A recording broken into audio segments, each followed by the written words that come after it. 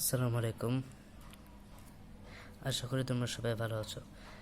আজকের ক্লাসটি হবে এই বইয়ের একেবারে শেষের অধ্যায় দ্বন্দ্বের সঙ্গে করে সন্ধি। এই অধ্যায়টির পৃষ্ঠা 113 থেকে পৃষ্ঠা 115। এর আগের ক্লাসে পৃষ্ঠা 110 থেকে পৃষ্ঠা 112 সমাধান দেওয়া হয়েছে। মূল্যায়ন ছকের সমাধান তোমরা যারা করো নাই তারা সেটা দেখে আসতে পারো। চলো আজকে ভিডিওটি শুরু করা যাক। আজকে 113 থেকে 115 পৃষ্ঠায় যে ছকটা আছে সেটার আনসার দেওয়া হবে। প্রথমে 113 পৃষ্ঠায় কোনো ছক দেওয়া হয় নাই, এরপরে পৃষ্ঠা 114 পৃষ্ঠায় কোনো ছক দেওয়া হয়নি।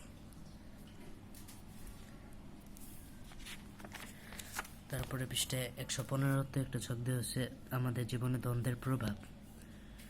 প্রথমে দেওয়া হচ্ছে একটা ঘটনা, দ্বন্দ্বের কারণ, দ্বন্দ্বের প্রভাব ইতিবাচক নাকি নেতিবাচক, এরপরে দ্বন্দ্বের প্রভাবে কি করি। প্রথমে বেড়াতে যাওয়া, এক একজন এক এক জায়গায় ঘুরতে চায় বলে দ্বন্দ্ব হয়, এটা ইতিবাচক। সবাই মিলে সিদ্ধান্ত নিয়ে ভালো জায়গায় যাওয়া যায়।